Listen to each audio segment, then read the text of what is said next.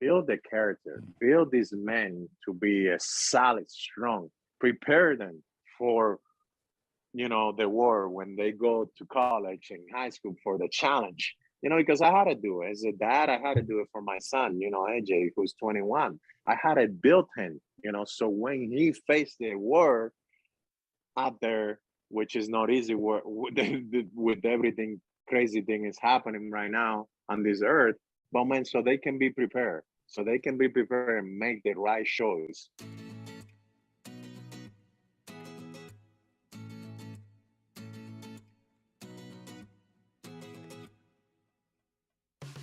Today's guest is who, Coach Chad Chop?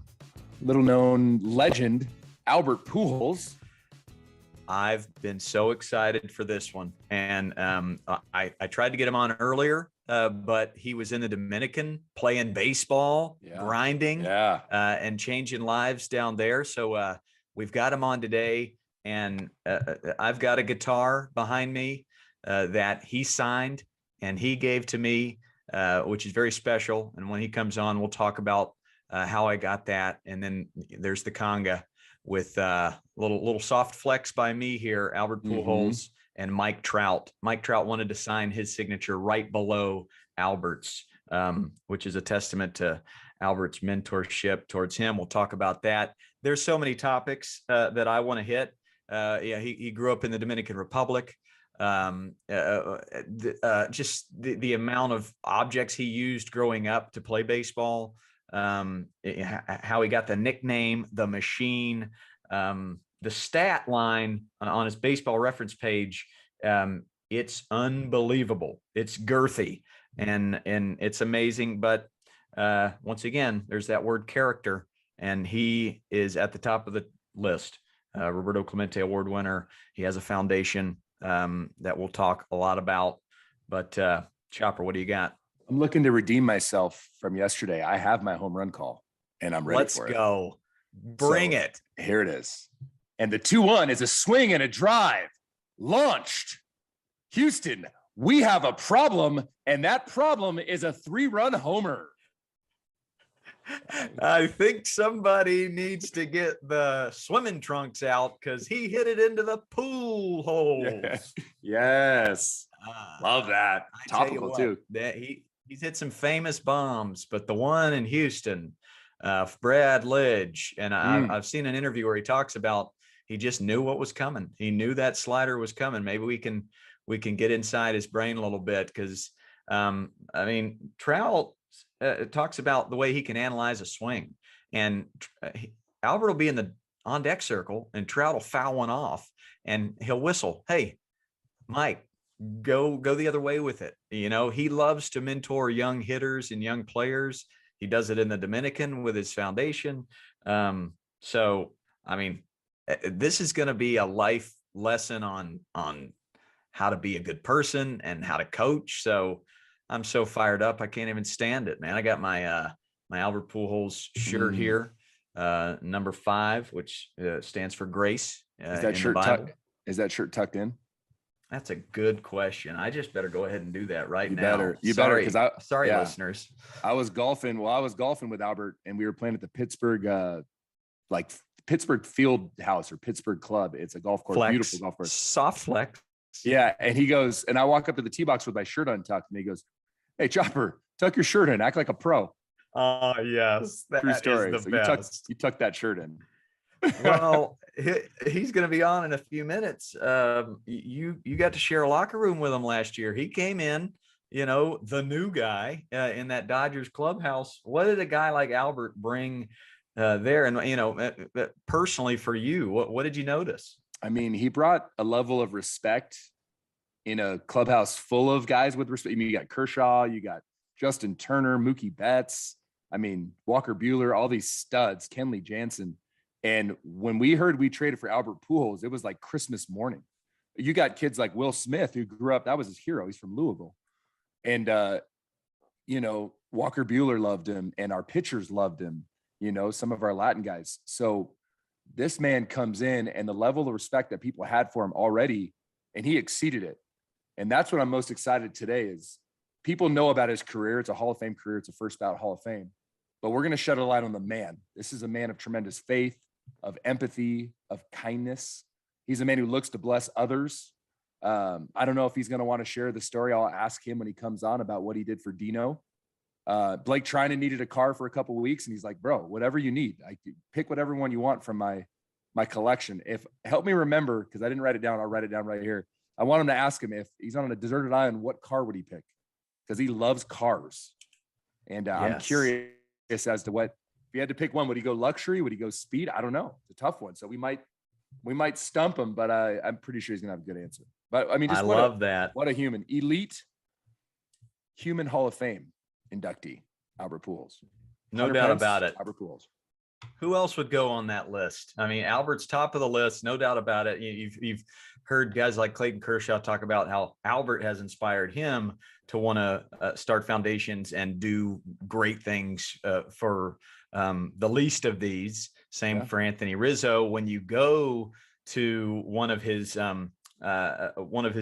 charities events, I was able to go to there was a golf outing at the Top Golf in Mesa last spring training, or 2 spring trainings ago. And I mean, it's heavy hitter after heavy hitter. It's everybody you can think of. Anybody in Mesa comes to this. Who else is on that list for you of elite human in Major League Baseball? I can go Dave Roberts from this podcast, just from what I learned talking to him for a little bit. Clayton Kershaw, Brandon Crawford, Brandon Belt, Buster Posey, Evan Longoria, Mookie Betts. The list goes on and on and on. Even like I just mentioned Will Smith, like catcher for the Dodgers. Like, what a good dude. Chris Taylor, Kike Hernandez. I mean, we could go on. Like, everyone that I've got to spend time with has blown me away with who they are. Like, their talent's their talent, and that's amazing in and of itself. That takes hard work, discipline, sacrifice, attention to detail, resiliency.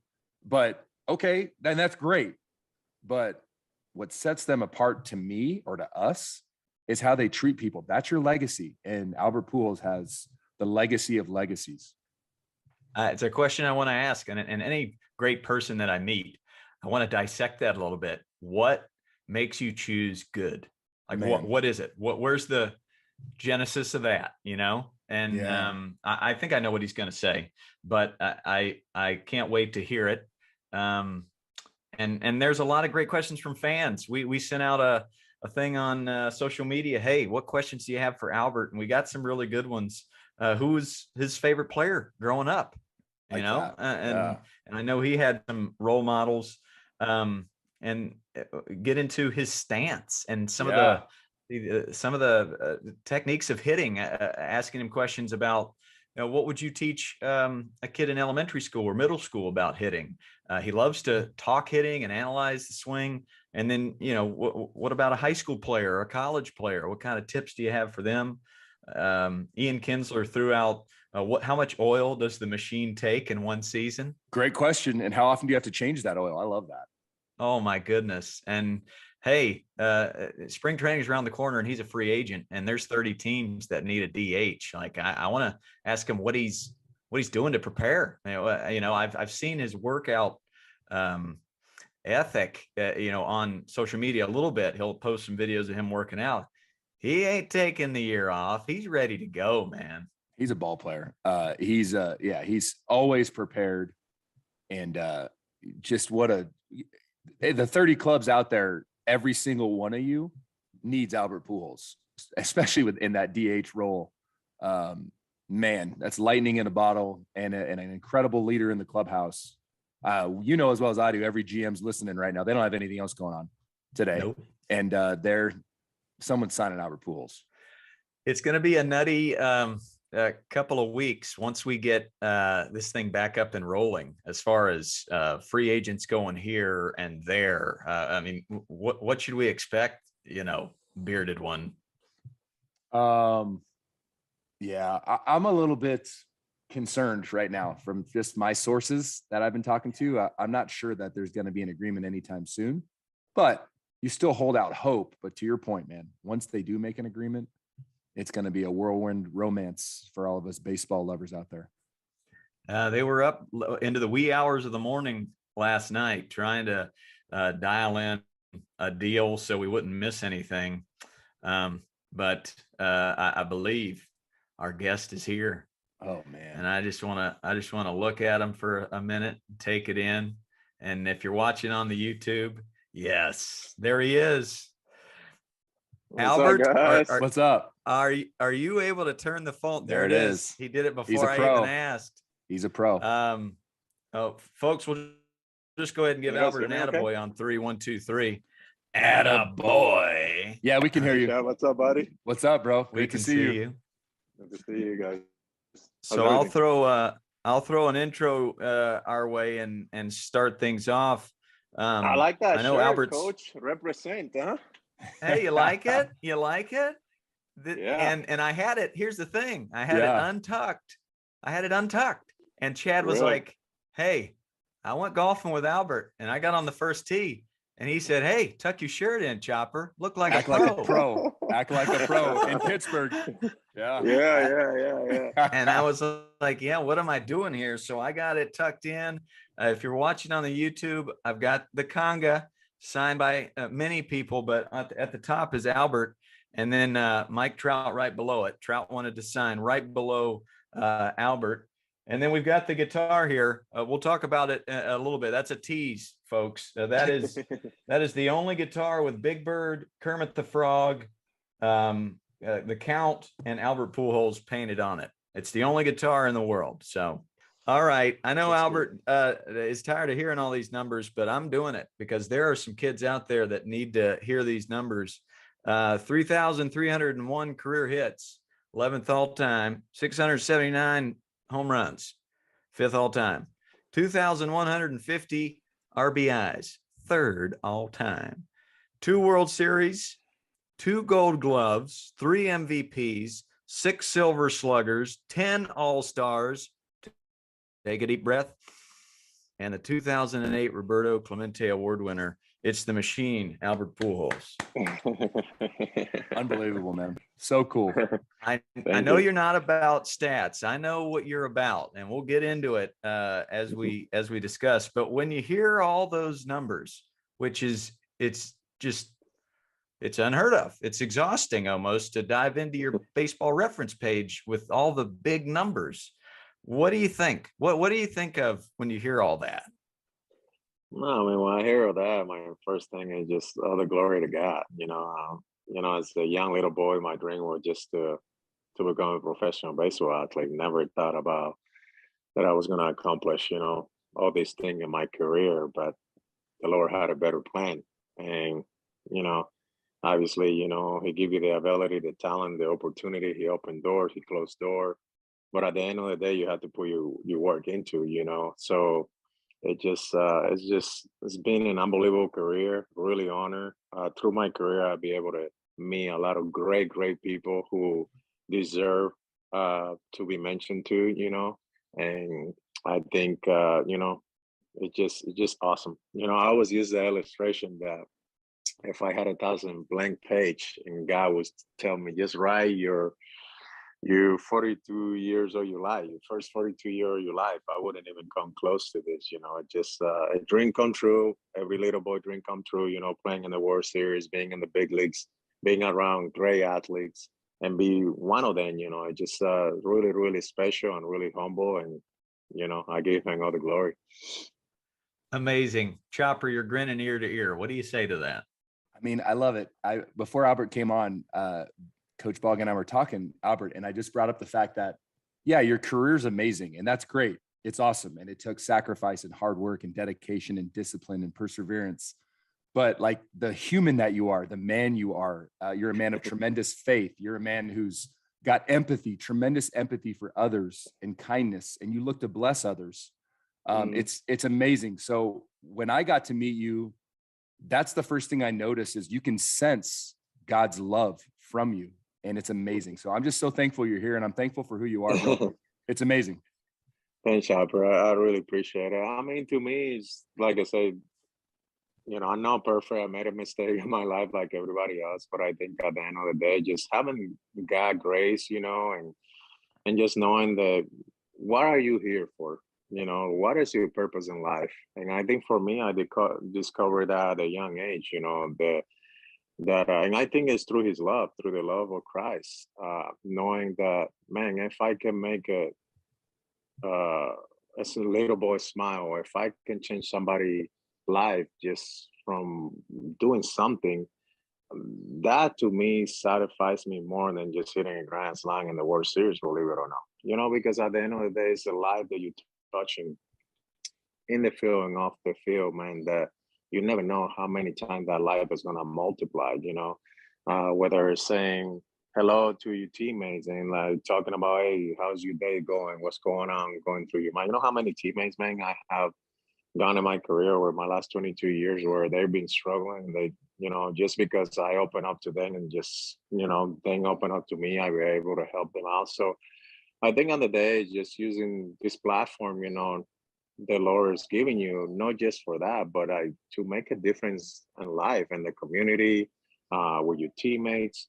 And at the end of the day, our rewards are going to be in heaven one day. So I don't do that so that way I can look good in the newspaper. I mean, you were around me, this past year. I can care less about that, because at the end of the day, man, where he has put me and where he has taken me is higher than where anybody can take me, So that's why really, I'm really humble. I'm just, and then blessed to have a lot of great people around me, man. And that's as easy as I can put it. Really simple, So I don't get too high. I don't get too low. I'm like neutral, and really just knowing what my purpose, what my identity is in Christ. And, since I had learned that, and then it shift my motives, it's not about me anymore, it's about, serving him and others.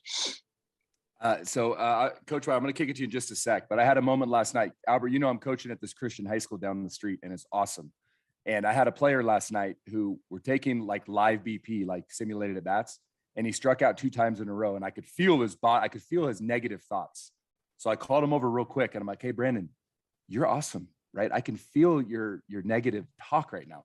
You have to be a legend in your own mind. Before anyone else is going to believe in you, you have to believe in yourself. I want you to say with every ounce of your being, I am awesome. And he said it. I said, say it again. I am awesome. I said, now go up there and have fun. You got 2 line drive base hits next to at bats, and he ran over me and gave me a hug. I want to know how you, how important is your self-talk? Because you are this legend, but when did it start up here before the rest of the world found out about it? Yeah. Really young, and I think it takes a lot of that, knowing that, man, that you're good enough to play in this level. The guy has put you here for a reason. He won't put you in a situation where I believe that he will embarrass, you will embarrass yourself. So, hey, man, strikeouts, errors, mistakes, hey, man, it's part of the game. And I think the more that I was put in those situations, the more success that I had, the more failure, the more that I learned to try to get better.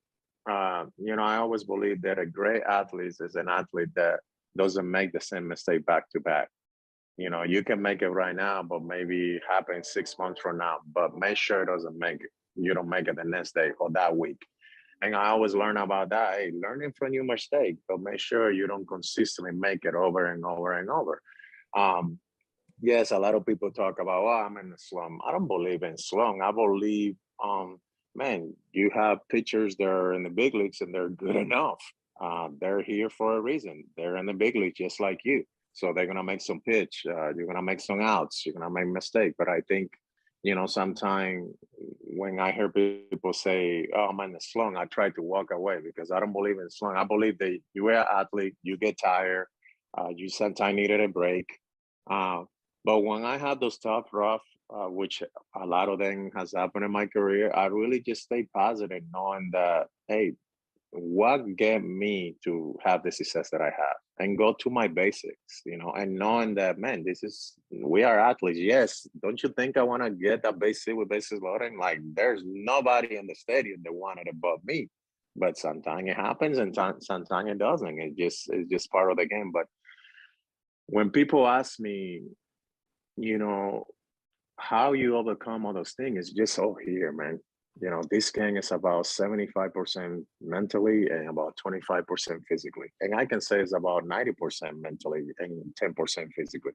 Because your mind, man, your mind, if you allow negative things get in your mind, it just take you from the focus what you want to do. Now you concentrate on that negative thing and really forget about what you're supposed to do. And it happens to a lot of athletes. You can talk to the best athletes in the game, not just in our sport, baseball, but in any sport. And they will tell you that they try to separate, those negative thoughts over and over. And it's not easy, trust me, especially when you're going through a bad rough, in your career. But you have to be able to have the success. Beautiful. We just talked to Daniel Bard yesterday, and Daniel Bard has overcome a lot in his pitching career to come all the way back.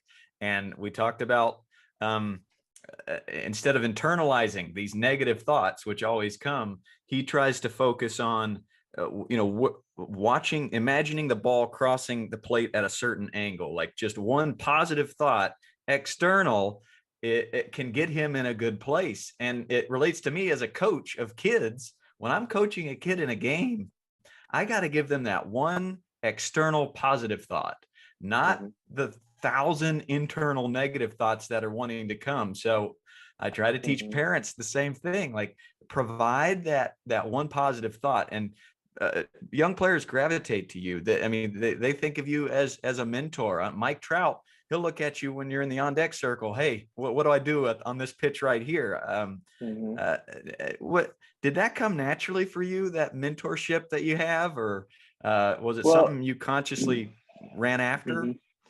Yeah, that's a good question. It did. I always had that. And I think it became from a young age, back in the Dominican Republic, working out with some of my best friends and just helping each other out. And just, I guess I grew up to be this man I think if I can help my peers, they're going to make me better and we're going to accomplish what we want. And that is winning a championship and get those people better. But man, when I have learned that it's not about me, and it's like now it's not just getting them better, man. It's just teaching them, God's promise now, like how awesome God has been in my life. And I think when you're talking about Trout, who's probably the best player in the game right now, who probably comes to me and hey, what do you think? It's always good. I have a great relationship with him. But I remember I can put myself in his shoes because I was there. I was a young athlete, a young player that went to Placido Polanco, Mark Maguire, Gene Emmons, just some of the best players in the game that play this game and helped me, so much. And I learned it right away at a young age. I remember talking to Daryl Kyle in Houston, and we were just talking baseball, and all of a sudden he started picking my brain, and I'm like, hey, stop. Like, you are picking my brain so I can give you my routine of what I got in the play. So that way you know how to pitch to me if I had to face you. And he looked at me and smiled, but I think those are the things, like when you have so many great players around you that really mentor you on a young age, it's like, man, you just get sucked in and it's like, this is what you want to do. And, obviously over my last 22 years, I didn't have to wait to be a veteran, guys. I didn't have to wait to have 10 years in the big league, 15, 20 years in the big league to be a mentor to a young player.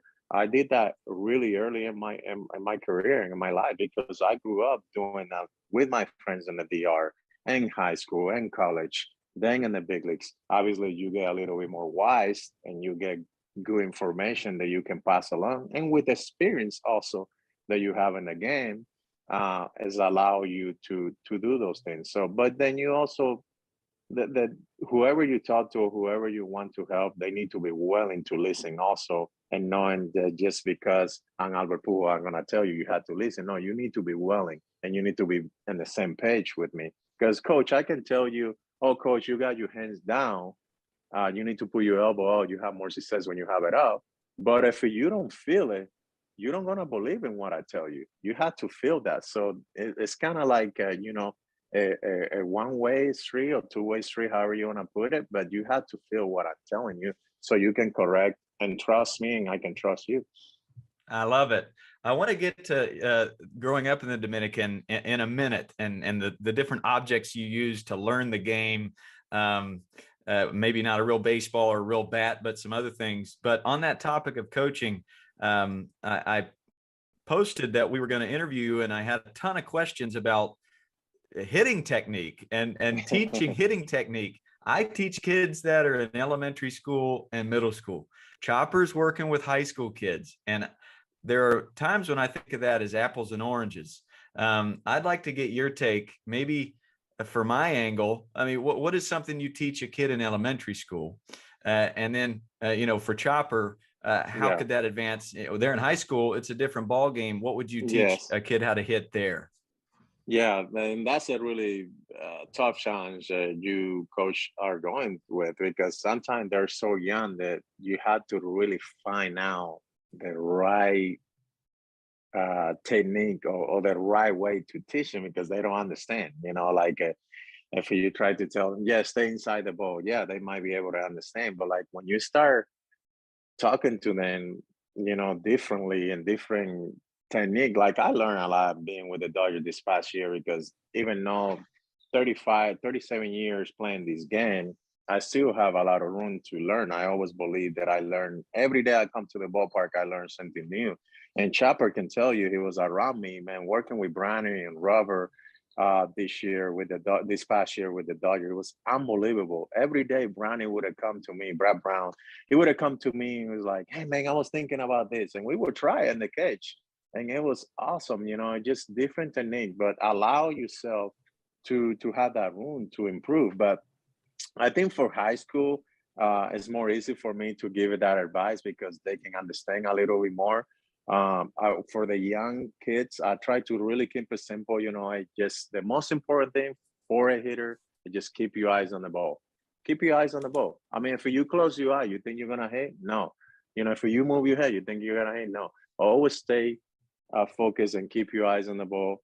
For high school kids, I always just then go with the release point and keep your eyes on the ball, and then technique and all that. I'm not really like to dig into, because my swing is really simple. My technique for 21 years until the last 2 years, and now I have a leg kick, I really kept it simple. Like I really don't try to do too much with my mechanics, but there's a lot of people, they love to have different mechanics, and whatever works for you is great. You just need to find a way to make it work, and make those adjustments. So, but I really just try to keep it as simple as it is, and knowing that this game is tough and you have to make the adjustment day in and day out. I go with my approach to a game that maybe in that at bat I had to switch my approach, because that's not how I thought that he was going to pitch to me. And I had to switch it because I don't want to wait until I'm 0-for-3 and then have to figure it out in my fourth at bat. So those little things like that you as a player, you had to do, and it will help you, mature and get better and better in life. I've referenced you thousands of times when I'm teaching a hitting lesson, because I've got a 7-year-old who wants to take that big Mike Trout leg kick. And I'll say, go look at Albert Pujols. He can hit 50 bombs and strike out only 50 times in a season, because it is very simple. And I say, hey, you want that big leg kick? When you're on TV, take that big leg kick. But I promise you, as a 7, 8, 9, 10-year-old, when you can keep your head still, when you can stay balanced and keep things simple, you're going to be better off. Because these kids, if they go big with their movements, they don't have the muscle memory. They're not ready for it. So no, they're not. Yeah. And then, the thing is, coach, on that, which is a huge mistake. Young kids now watching Mike Trout, watching myself, watching Justin Turner, or some of the best players in the game right now, because they think that they can just go ahead and go to the cage and try that. Guys, that swing, they've been working with that swing since they were 10 years old. It's not all of a sudden you're going to try to hit like Mike Trout. I can even myself try to hit like Mike Trout, and I had the experience, So I think it's something that my approach, my technique, my mechanics, all that stuff, it's not like I wake up yesterday and I find it. It's being a process, working process until I was in high school, and finding myself. When I was in high school in summer league, I used to have a big leg kick and tug it in like Trouty. And I had to switch that because now I went from metal bat to wood bat, and it's a huge difference there. And you had to make an adjustment. So at the end of the day, hey, listen, guys, it's about making an adjustment in this game, whatever it is. But for a young kid, try to say, oh, I want to hit like Mike Trout and go try it. It's difficult. So I guess my encouragement to those young kids is like, find the things that you're going to be comfortable, but for yourself to think that all of a sudden you're going to change your mechanic and try hit like Mike Trout myself, it's impossible. It's a working process, that you have to do a lot of hours, a lot of swings that you have to take in your life before you even get to the level that we are today. But you're right. I think, about keeping it simple. I'm not a big fan of the big high leg kick. I had to do it last year because the injuries that I have. But if I had to go back or have to tell somebody, I'd really try to make sure that they keep their feet level and just keep it really simple because it's easy to work with that. But if they don't feel comfortable, they want to do their leg kick, then you're going to have to deal with that. I feel like it's more consistent to keep your feet flat on the ground than trying to do that momentum, especially when you go 162 games for us, it's like your legs get tired, your mechanics is not there. And, it's something, like I said, that you work, I have been working in my mechanics for, like I say, 35, 37 years now, I make a lot of adjustment during that. Yeah. I love your work ethic. It makes me want to work harder as a golfer or a coach or whatever I'm doing. It's inspiring. And we're going to get to golf down the road on this conversation, because I got to play some golf with Albert and AJ and Nick Punto. But Chopper, back to you. Yeah, I wrote down while you were talking, Albert, that you tried and experimented. I know you did with Brant Brown, and that's critical because for us as coaches, I can tell my high school kids, like, hey, Albert Pujols, one of the best to ever do it, is still grinding and trying things. And you try it. And if you can feel it, we can fix it. And if it doesn't work, don't do it. But we're just always searching for that, the way you can be the most consistent. I love that you said, Albert, I wrote down that you said that you tried to experiment. And I saw that with Brant Brown. And it's awesome because if Albert Pujols, one of the greatest players ever to play the game, is still grinding and working and trying different things, that's great. Because I can tell my high school kids, hey, Albert did this and I've seen you do it. So it's great. The question I have for you, how important is it to have the term I use is a B swing for when the team needs, I've seen you do it, that ground ball to the right side or the sack fly, or you're facing Daniel Bard and he's nasty and you got to put the ball in play for your team? Yeah, that's a great question, because not every swing has to be hit out of the ballpark. I think you need to know the game. You need to know when to sacrifice that bat for your team and play the game the right way, because at the end of the day, it's not an individual game. It's a team work ethic, and you want to make sure that if you want to accomplish what you want to do, which is winning a championship, you have to do those little things, the bunt, the get him over, the sacrifice fly, and all those little things. And with that, it takes credit. Also, it needs to be some work done with the guy who's in front of you and the guys that are behind you. So when that guy is a double and you know, man, I need to move the ball the other way, especially late in the game. And especially right now with these guys out of the bullpen, they are nasty. I mean, 1 or 2 runs can make a huge difference, later on in that game. So I was always taught to play the game the right way, knowing the scoreboard, knowing the situation when you need to, move the guy over or get the hit around that the coach is putting on you and put the ball on the ground. So all those little things, I think, if I can examine everything over the last 5 years, I think it's been losing. It has lost a little ground on it. I think people don't teach those things anymore.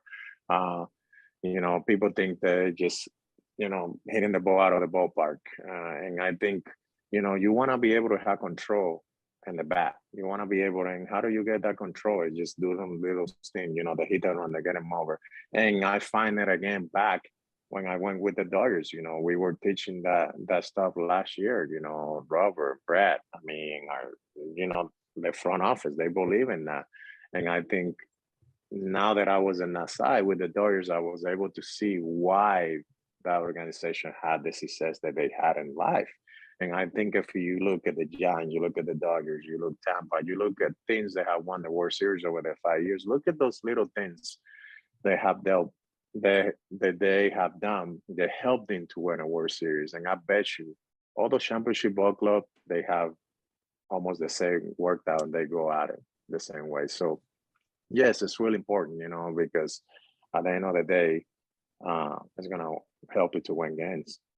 And I think that might be the difference, you know, in September, you know, for you to make it to the postseason, you know, that 3 or 4 game that you win in April doing those little things, or late in June when it's hot, you know, those might be the difference for the playoff, you know, to win, to get into that spot.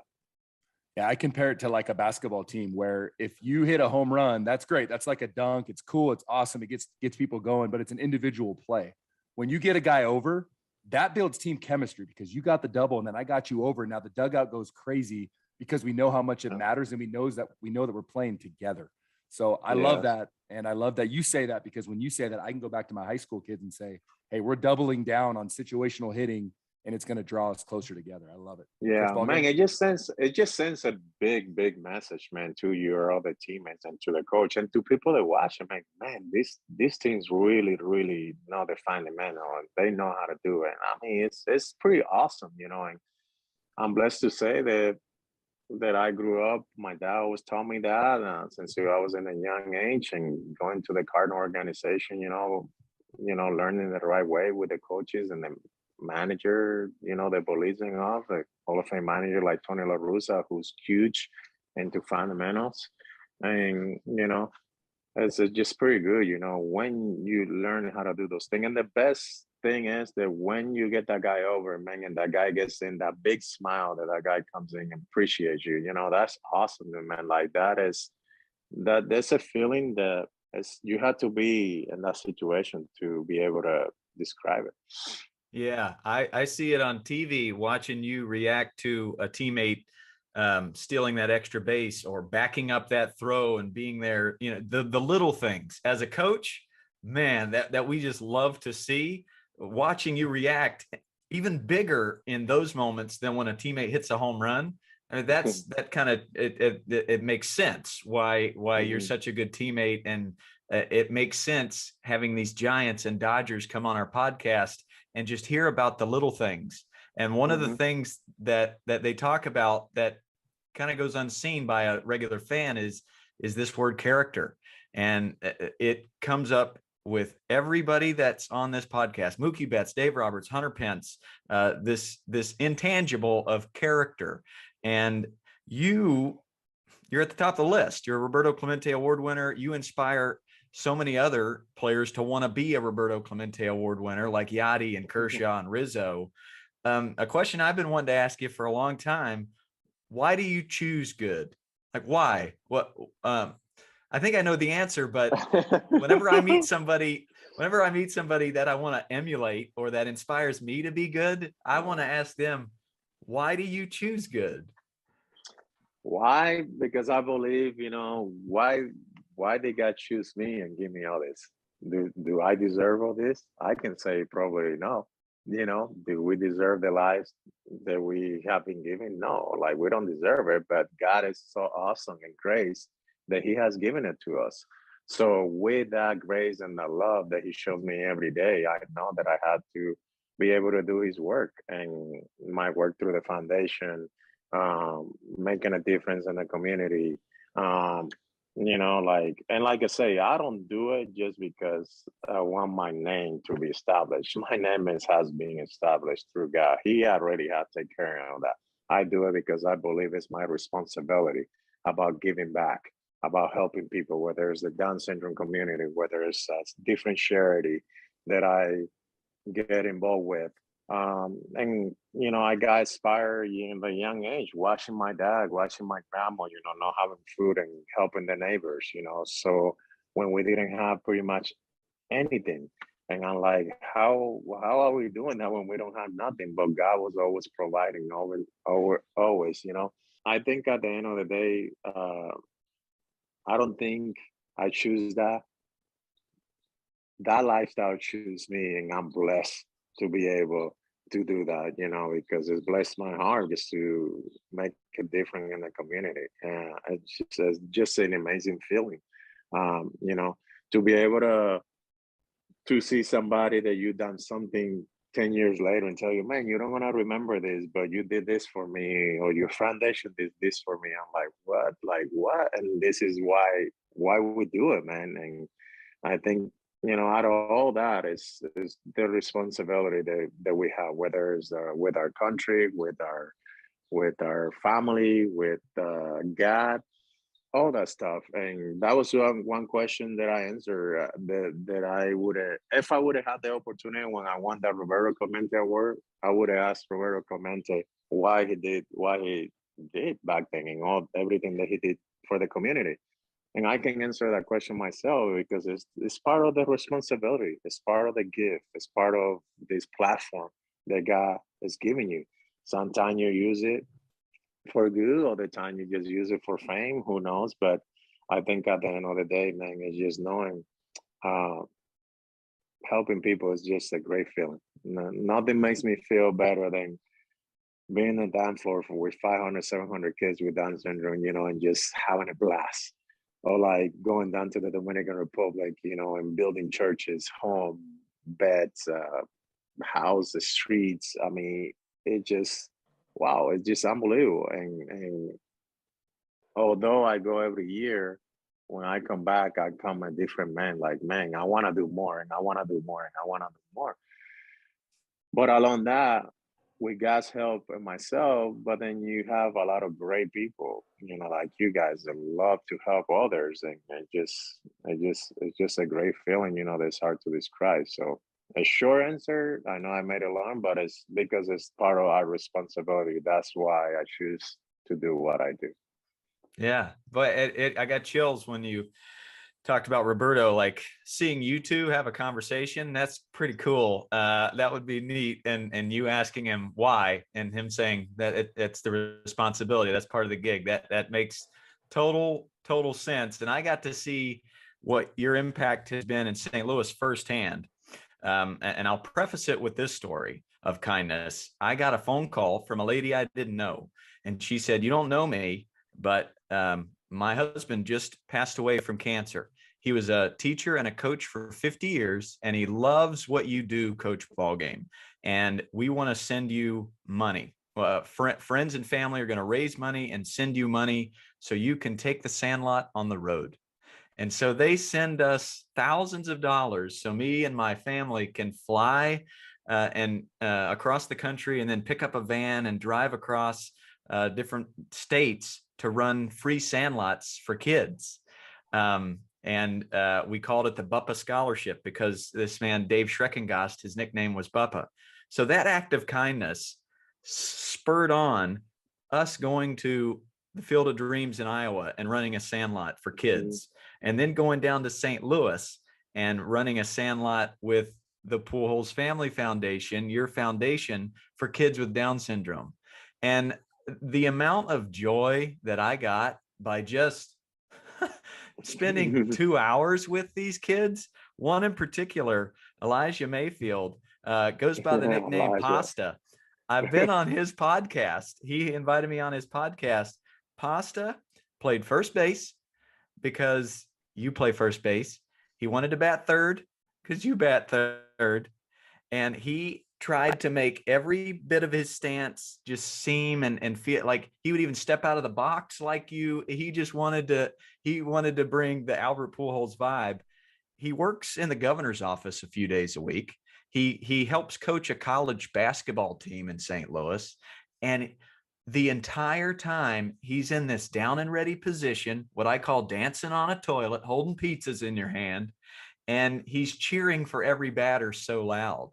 And that that young man with Down syndrome, what your foundation and Todd Perry and all the folks in St. Louis that have empowered him to do, it inspired me. I mean, I'm a way better coach because of Pasta in St. Louis. And so being able to see that firsthand and going to a few other events that your foundation has put on, yes, it's our responsibility, but it's a life giver. It gives us life.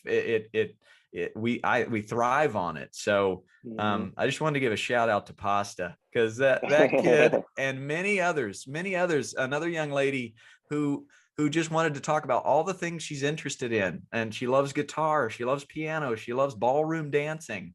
The personalities were just amazing. So there's no question there. It's just that was awesome. That was awesome. That's a great story, you know. Wow. Yeah. I was gonna say it's all about how you treat people, and I love that that's your focus. And I'm trying with my high school. We're volunteering once a month, community service, getting out and just trying to love our neighbor and love our God. And I love that. I just love that about you. And I can't say, you know, it's hard to put into words when I got to see it firsthand. Just the man that you are. Seriously. So appreciate that about you. I'm gonna change angles a tiny bit because I have a fun question for you. Because I know you love cars, and I've seen your selection of cars. If you had to pick one car to drive every day forever, which one would it be? Are you going to go sport? Are you going to go luxury? This is a tough one. I'm putting you on the spot. That's great, but you know, for every day, I think if I have to, it has to be the Rolls Royce. You know, because I think if you say every day for the rest of your life, you know, that's a comfort car. You have the power. I mean, obviously, I love to drive my car. So people are like, "Oh, you need a chauffeur." I'm like, "No, I don't. I love cars." So I love. Yeah, I offered. My car. Hey, you remember? Hey, you remember? Yeah, like, hey, Albert, yeah. I got you. If you ever just want to relax, you're like, bro, you look at me like you don't know me that well yet, Chopper. Yeah.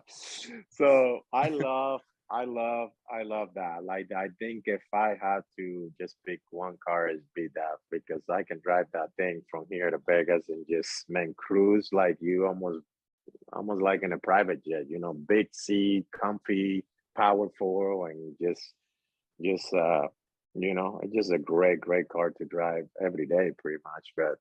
But I also love my sport car, but I don't want a sport car to drive the rest of my life, you know.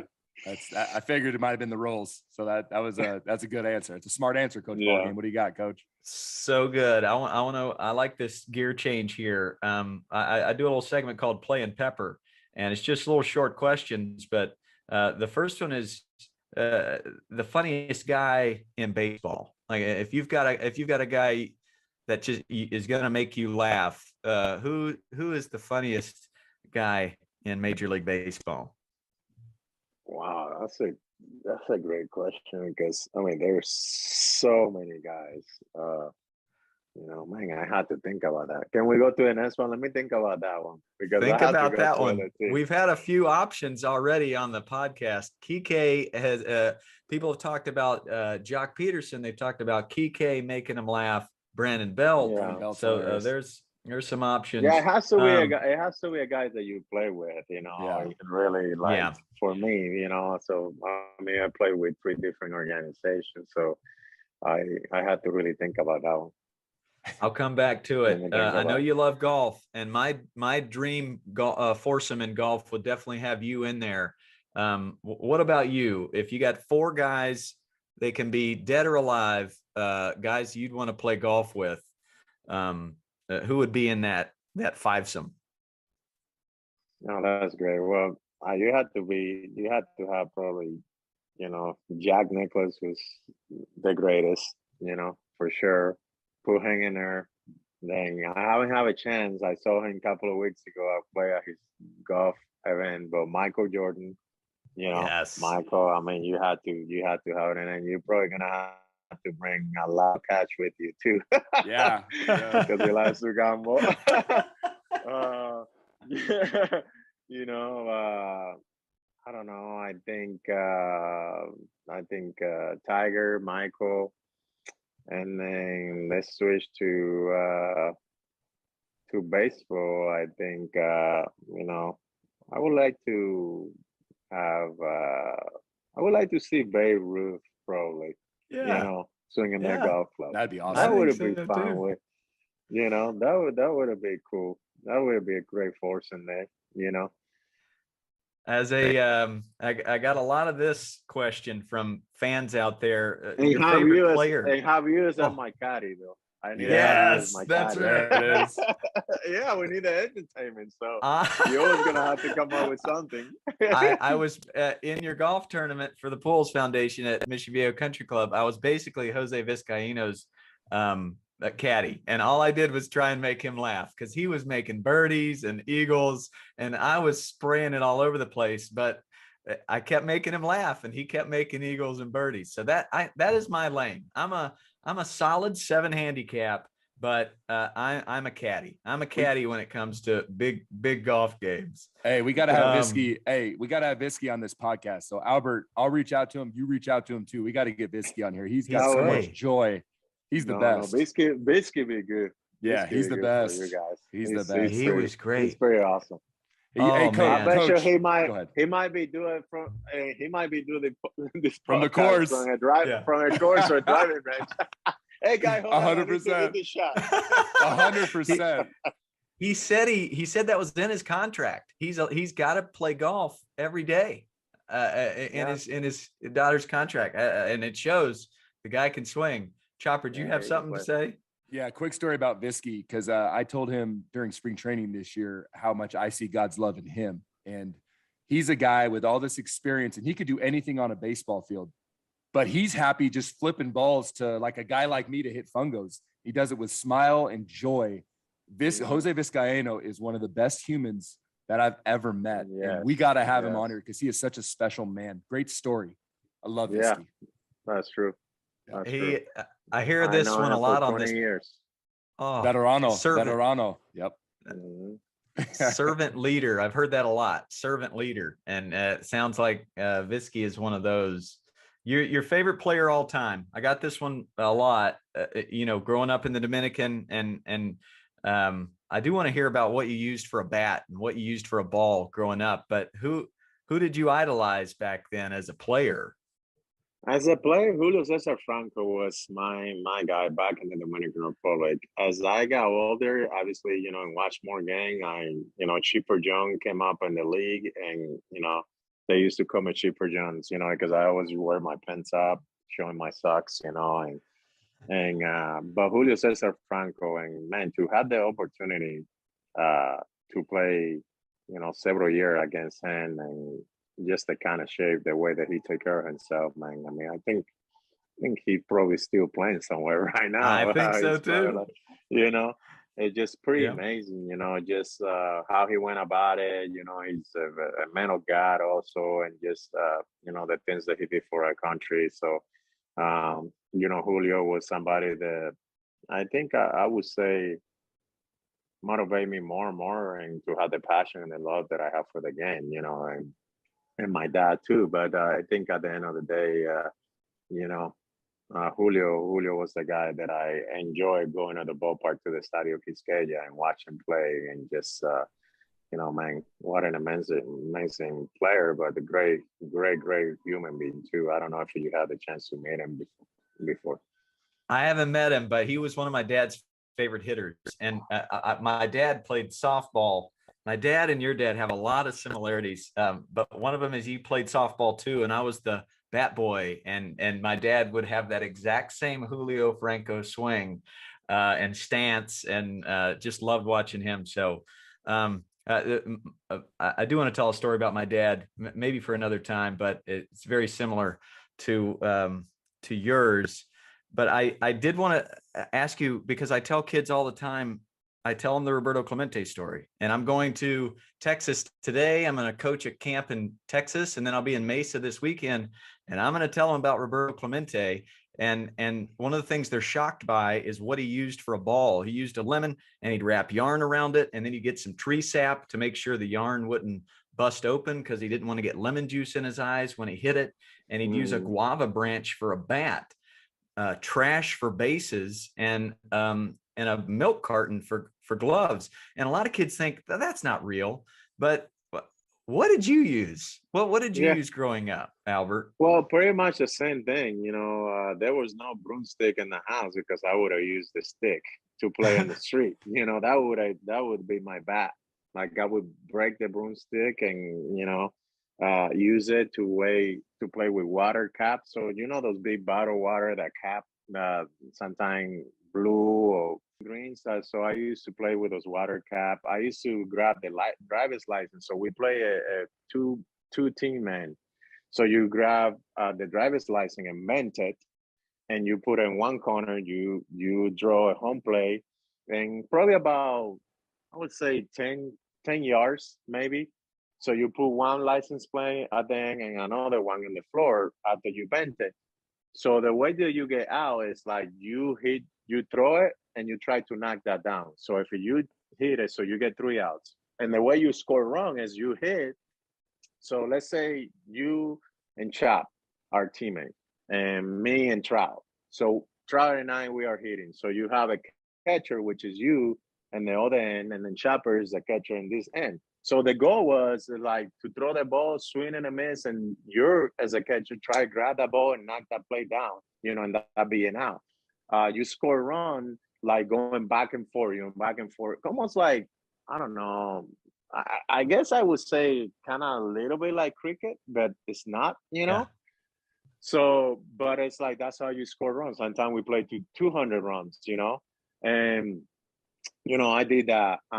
Same thing with a cardboard. I would, wait until the milk or the juice was done and then just either get it really flat, put a hole like on the side, and that's how I put my hand in, and then put a hole on top, and that's how I stick my my finger out and then smash it and get it really flat. And that was a glove. You were able to squeeze it, play with lemon and lime, playing catch, grabbing my grandpa socks, and put a rock with a bunch of paper and wrap it up, make this thing really, really tight. And there, I mean, all those little things like that, like Roberto did, those were my hobby. Those were my creation. My friends and myself did that. When I see my kids right now, I say, Dad, I'm bored. I mean, you have a pool, you have iPad, you have computer. I'm like, what? I didn't have all that. Like I had to be creative to with my neighbors or my friends to have a game. I mean, there was a lot of other games that we play in the street, triangle and, the things that you make up like that. And we had a blast. So yes, it is true. Roberto did that. I did that growing up. And I can say, when you're in Latin America, I think those kids are still doing the same because it's part of the culture. I can't wait to go down there and bring my drum and give out some nicknames. Next time you go, Albert, just let me know and I'm jumping on a plane because I can definitely be your caddy down there as well. To close us out, I've got some fun Albert Pujols trivia. It's a trivia contest between Albert and Chopper. But anything else on your end, Chopper? No, man. I just I'm working with these high school kids, Albert, and I'm trying to teach them the character that you have, and that's my goal. And just to have empathy and a passion for others. And so you're going to be a guy that I'm going to be quoting a lot. And just talking about stories that I saw firsthand, just about who you are. And some of the stuff people don't even know about. They don't know what you did for Dino. They don't know all this stuff, and they don't need to know it because you don't do it for that. I don't. But I know it, and I love that about you. But that's good, Chopper, because it's that is keep the it's part of obviously what you're doing. The gang is part of it, but like, put the gang on the side, man, and your job is to build this man to be a strong, solid Christian husband, man in life that can make it different. And I think, if you do that, because which, you're doing really well so far, it'll take care of everything else in the field, because they're going to know what their responsibility responsibility is going to be. So I think it's awesome. I think I wish more coaches would teach that and not focus so much about winning games or like trying to win championship, you know. And like, man, build the character, build these men to be a solid, strong, prepare them for, you know, the war when they go to college and high school for the challenge, you know, because I had to do it as a dad. I had to do it for my son, you know, AJ, who's 21. I had to build him, you know, so when he faced the war out there, which is not easy work with everything crazy thing is happening right now on this earth, but man, so they can be prepared, and make the right choice in their life. So it's awesome to hear you doing that. Which more coaches can do that? Which I'm sure there's a lot of great coaches out there that do that. But I think at the end of the day, man, if you do that, if you focus on that, man, the field stuff is gonna take care of itself, because now that is gonna be more fun and no pressure. They're just gonna have more fun playing, and you know, because who they are and they know their identity and who they have to represent. Yeah, we do at the end of every practice, I call it one of the kids, and we just, it's called spotlighting them, and we talk about what they bring to the team outside of baseball. So he's a good friend, he's humble, he's a hard worker, he's loving, he listens, he's reliable, and we have their teammates say what they love about their teammate outside of baseball, and it's really cool. And yesterday I called him up and I'm like, hey boys, I love you guys, you know, and you guys are special and your God loves you. And it's so cool to be able to coach at a Christian school, because I can tell them how fearfully and wonderfully they're made without fear of losing my job. You know what I mean? Yes, like I can speak to them about what really matters. So I appreciate you, bro. Let's do some trivia. Congrats, bro. Thank you. Bro. Well, I mean, thank you. I was about to tell Tommy when you were saying that, Albert, to clip the time spot, because that's a soundbite right there for every coach to hear. Make him a better person. Coach through that lens, and yeah, if they're meant to be a major leaguer, they'll get there. But are they going to be a great husband one day and a great father because of you, because of what you're pouring in? And, you know, I get a lot of flack on social media, the way I'm positive and coaching, and, you know, trolls will get on there and say, it's participation trophies and, you know, you're not teaching them life lessons. No, I actually am. I have very high expectations for their character and their choices. And that's what I'm really leaning in. But I do it with a whole lot of fun. And I think that's how I get them is with the fun. So with that said, it is trivia time. Let's go. And this is Albert Pujols trivia, and Chad Chop is, I think, 0-8 so far, but there's, you finish second place every time. Top two. I'm in the top two every time, coach. Let's go.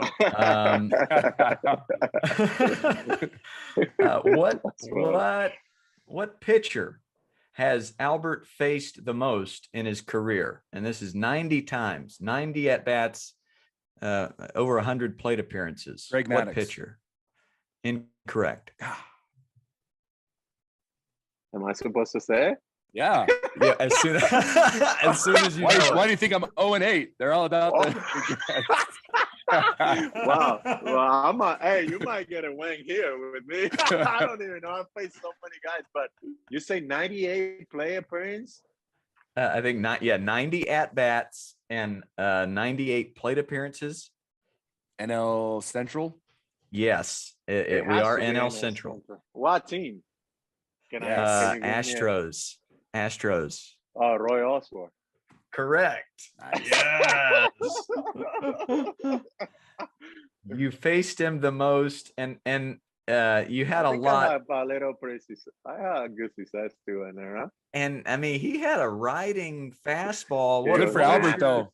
That's good for Albert though with his swing, bro. Yeah, that's good. That feeds right into Albert's swing. I think you had the most hits against him. You had the most doubles against him. What was your approach versus that riding fastball?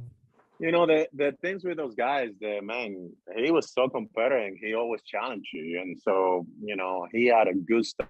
I mean, Roy also, I think if it wouldn't be for his injuries that he had, I think he would have been like a Hall of Famer. I mean, the guy was a pretty unbelievable pitcher. You know, it's so competitive. The guy was like 5'10", man. I know. But it was so nasty. 97, 98, sometimes 100, you know. But it's just that, you know, those guys, Ben Cheats, Oswald Gallego, like those guys challenge you, you know. So I was always a good fastball hitter and just, you know, I always hit their best pitch. So good. Mark Pryor, chopper. Oh, yeah. Pryor. Which I always even remember when I told you, look at the number. Look it up. For me. Look it up. No, Pryor was nasty. What pitcher, Chad Chopper? By the way, it's 1-0 Albert in the lead. What pitcher has Albert hit the most bombs off of? 8. He's hit 8 bombs off this guy. NL Central. Initials. RD. Really funny Canadian. No, it's not. I don't know. Cubs? Yeah, I don't know. Yeah. Ryan Dempster. Dempster. I should have got that. I know. I should have got that. I know. I thought you were about to say it too. I thought you said Ryan there. Well, 2-0 Albert. What pitching count has Albert hit the most bombs? 3-1. Incorrect. He's hit 99 bombs in this count. 2-0. Incorrect. Come on. Go ahead, Albert. Come on, get in there. Well, it has to be probably, well, I don't know the count, but I know it has to be with 2 strikes. Wow. Incorrect. You have hit, I get a point. Oh, he has hit the most home runs in a count. Oh, okay. Wow. All right. That's a big pitch. That's good to know, man. Yeah. Coach, quit giving my secrets away. I know. We'll edit that out. Yeah, we got to edit that out. We'll bleep it out. Hey, Coach, we'll bleep it out so that they don't get it. Yeah. Well, hey, he's hit home runs in 40 different parks, which tells you how long he's been hitting home runs. But he hit 12 walk-off bombs. Who was on base for his first walk-off home run, July 12th, 2003? This was against San Diego. Jim Edmonds. Great guess. Incorrect.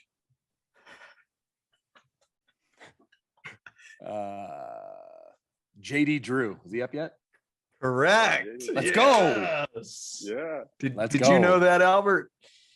I didn't know it was JD Drew, but I knew about that walk-off. Yeah, Albert was there. He also hit walk-off bombs on back-to-back nights in 2011 off what team? Chicago. Cubbies? My Chicago Cubs. I keep the picture. I got to throw out the first pitch at Wrigley. And what pitcher? What pitcher, Choppers? What pitchers? Cubbies 2011. It's walk-off, so it's closers. You have one with the Giants. He pitched with the Giants. Righty. Yeah, Samaria. Jeff, the Shark. The wide receiver for Notre Dame. Yes. And then the other one was Rodrigo Lopez. It's funny that you bring up Samardzija because this morning my wife, Shark, gave a bunch of backpacks to the team, and our kids still use them to this day. And Deb's like, "Do you have Samardzija's number? Can you text him just to thank him for blessing our family? We still use these backpacks." So I'm gonna text Shark today, tell him that you hit a walk-off homer off him, and thanks for the backpack. Probably in a 1-1 count. I only didn't hit just a walk-off, buddy. The funny thing is that the day went in there, he told him no pitch to hang. And if you see this walk-up, that ball was almost in the dirt. A slider, dude, and I hit it out. He's so like, good. He's like, went like this, like, how did he hit this thing out? Like, what? Yeah. Yes. Awesome. My Cubs Albert story is everybody knows I'm a lifelong Cubs fan. Andre Dawson was my favorite player, and I sometimes dress up as Old Man Wrigley, big beard, Santa wig, Chicago Cubs onesie, and he is 0-9 at Dodger Stadium. Every time I go dressed as him, the Dodgers win, the Cubs lose. But I went one day and Albert was playing first base, and he saw me, And every inning, before the inning starts, he always throws a ball to Justin Turner at third. And then Justin throws it right back. And then Albert, for 5 straight innings, Albert turns glove side and he has to wing it over the netting. And every time it would either fall right in front of me or right beside me. But in the 9th inning, he throws one and I reach back and I almost sit in the person behind me's lap and I almost caught it. And Albert just looks at me and he's like, come on, man, what do I got to do here? Yeah. It happened in spring training too, where you hit a foul ball. I think it was at Tempe Diablo and it ricocheted right to me, but I didn't have a glove on. I got to bring a glove to these baseball games. Well, he couldn't hit you. He couldn't hit you, but he hit me. Remember before the Cardinals game in the wild card, Albert? We're hitting ground balls to you and you dotted me. I mean, you smoked me with the ball. It was awesome.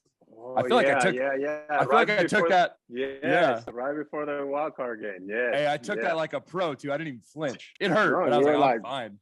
You didn't show anything. And then later on you see the bruise. I'm like, oh man. Final trivia question. On April 2nd, 2001, Albert became the first major league player born in the 1980s. By the way, he was this happened on opening day 2001, first major league player born in the 1980s.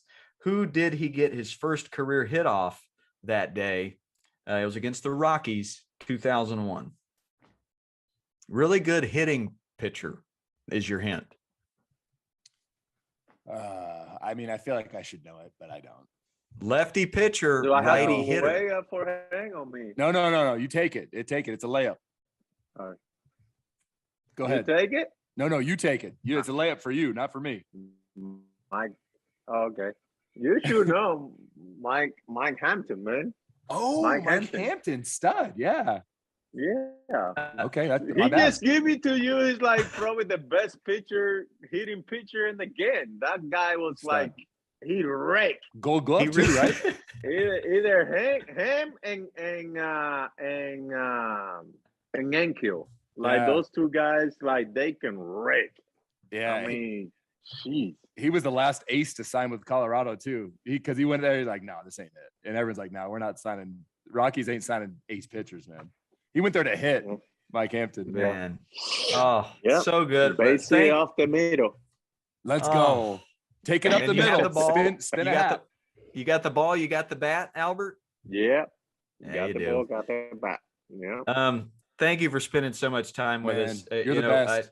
I texted Joe Buck and he said, Albert broke through as a rookie, so much so that my dad, Jack Buck, made sure Albert knew how much I loved watching him play. He just said, Jack Buck loved you so much. Yeah. We spent a lot of time.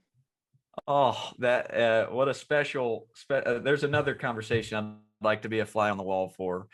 And just the impact you've had, it sure makes me a better person on a day-to-day basis. I wanted to end with a question from my daughter, Avery Jean. She said, okay, ask Albert, why do you point up to the sky after a home run? Great question. A lot of people ask me that. Well, that's something, to remind me that it's not about him.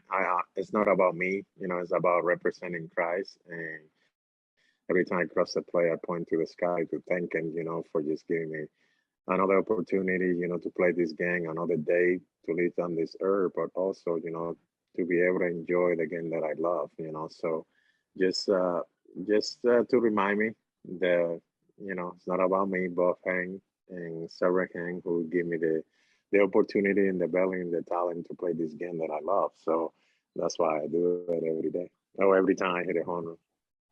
Awesome. Thanks, brother. All right.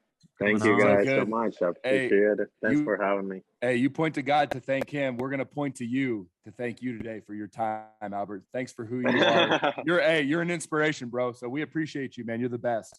Best of luck, Thank dude. you, guys. Blessings, guys. Take care. Good seeing you.